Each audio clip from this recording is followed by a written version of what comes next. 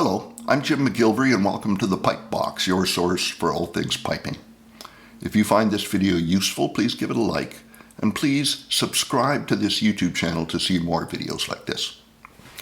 We're going to be going over some music today, and you can print this music out by going back to the description of this video on my YouTube channel. You'll see a link to a PDF there. Today we're going to talk about the D doubling. The D doubling, which looks like this,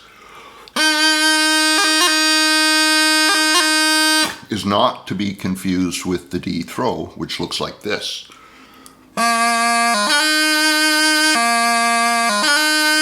They both end on D, but they are different movements altogether.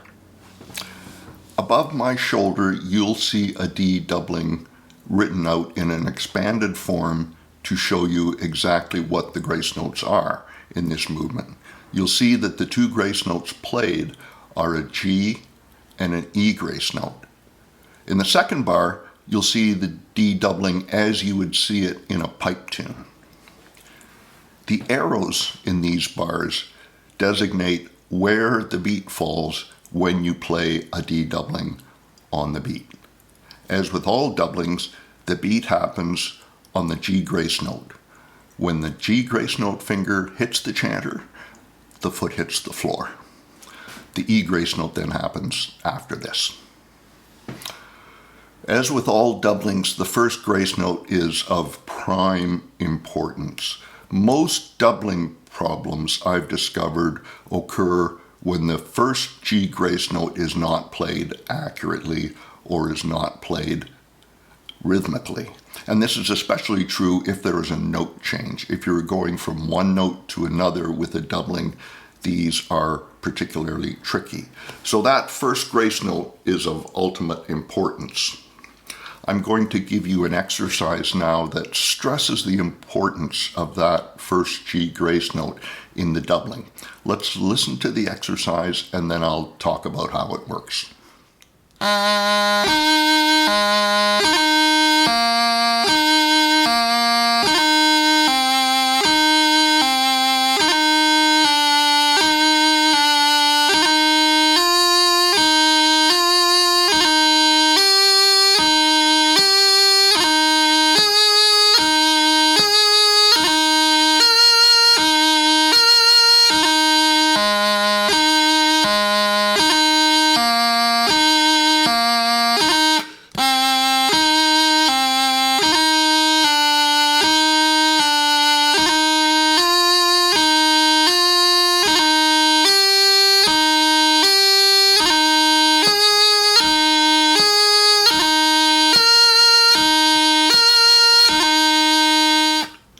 In this exercise, we start each bar with an accurate and rhythmical G grace note. By accurate, here's what I mean. If I'm going to play, say, a G grace note from low G to D, I'm going to lift the G finger and the three D fingers at the same time, and then the G finger is going to come down. So 4 fingers up at the same time, and then the G finger comes down. That's going up from one note to another. If I'm playing a G grace note going down from E to D, what happens is the G finger and the 3 D fingers leave the chanter at the same time, and then the G finger and the E finger hit the chanter at the same time. So now we're going down from one note to another, fingers hit the chanter at the same time. So going up and going down. That's what I mean by playing a grace note accurately on the note. By on the beat, as we discussed before, when the G grace note hits the chanter, your foot hits the floor. After that G grace note, you're going to leave a little wee space, and then you're going to finish the doubling off with an E grace note. One thing to avoid is crushing the doubling. In other words, putting the two grace notes right on top of one another like this. Strive for separation. Two distinct and crisp grace notes with a distinct and crisp grace note between them.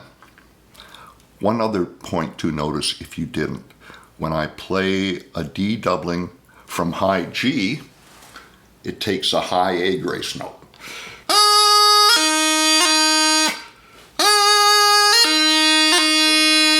We can't play a high G grace note when we're already sitting on high G, so we use a high A grace note there.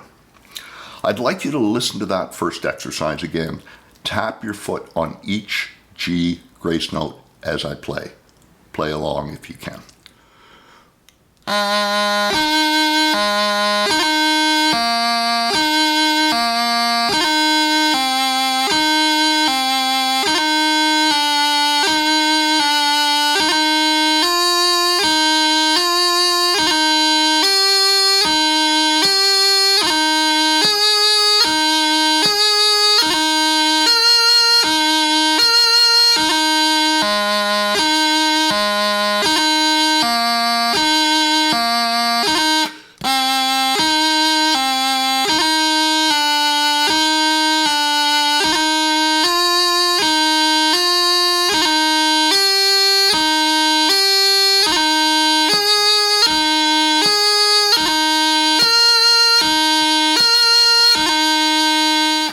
That is a fairly straightforward D doubling exercise. You have lots of time to think about the G grace note and the doubling before you actually move to it.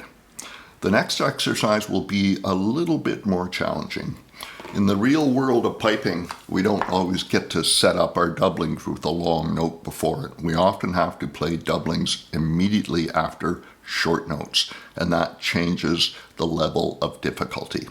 So if you're trying to improve your D doublings, you want to have an exercise where you have to play them after a short note, and that's where we're going right now. What I will play for you now is the same exercise as we had before, except it will have some dots and cuts in it, much more like a tune. Let's hear it now.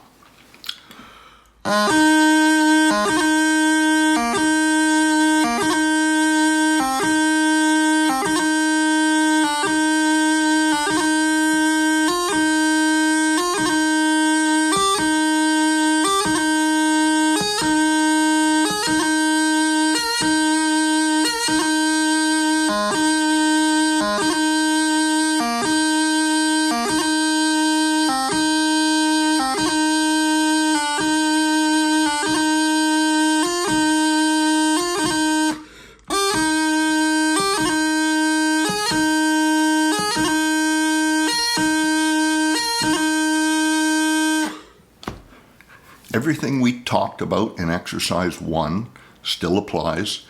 The G grace note in the D doubling or by itself needs to be accurate and on the beat, and you need some space between the G and the E grace notes.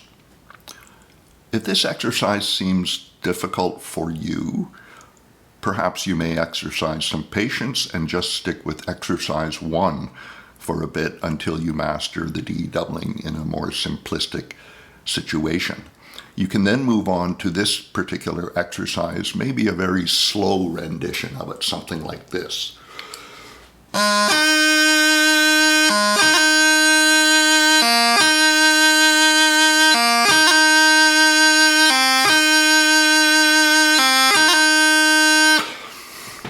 One other point to mention is I often see pipers who are trying so hard to make a clear and separated D doubling that they actually leave too big a space between the G and the E grace notes, and it ceases to be a doubling. It's just a G and an E grace note. Keep the two grace notes together as a unit, but with a slight space between them. And again, make sure the G grace note feels the same way, whether you're playing just the G grace note or the doubling. Resist the temptation to play the doubling G grace note early. Let's listen to exercise 2 once more. Again, feel free to play along and tap your foot. Always tap your foot to exercises. Here's exercise 2 again.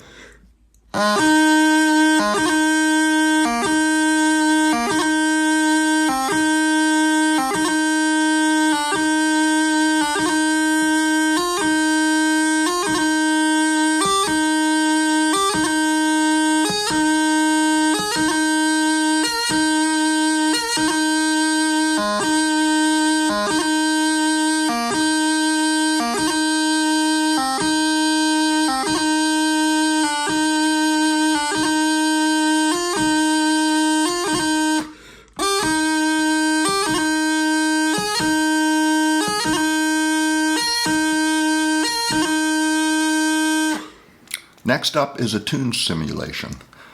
It's a D doubling exercise written in the style of a 2/4 competition march, something I do quite frequently in my rhythmic fingerwork technical tutor. This will be a difficult exercise for some of you, especially line 1. If you find line 1 particularly difficult, feel free to remove the 5 D grace notes that appear just before the D doublings in line 1. You can add them later. This exercise gives you the most common note changes to D in 2/4 time, so it will make your doublings very versatile.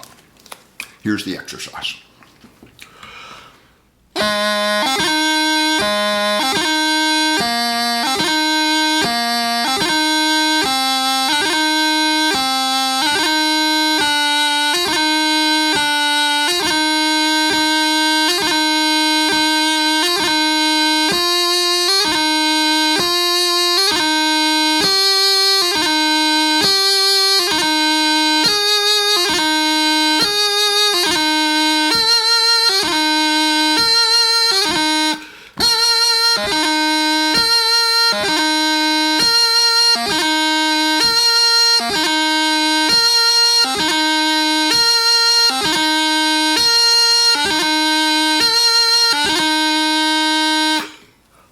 I'm a firm believer that as we learn new pieces of technique, we need very simple exercises in which to practice them. Exercises that are so simple that all we have to worry about is the piece of technique.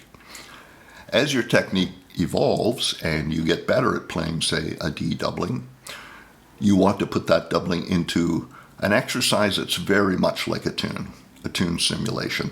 This helps you make the transition from just playing a doubling on your practice janner to playing consistently good doublings on your bagpipe.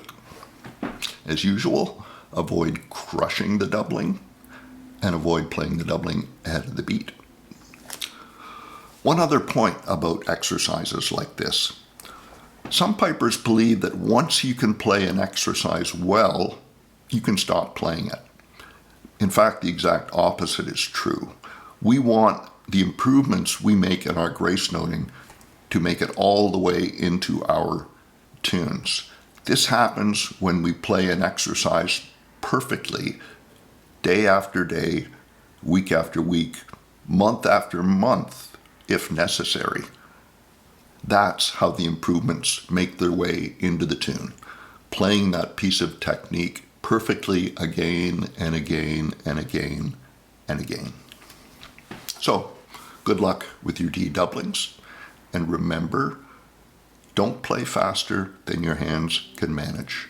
If you're having trouble with a piece of technique, slow it down until you're not having trouble with it. That's it from me, Jim McGillivray at the Pipe Box. Good piping.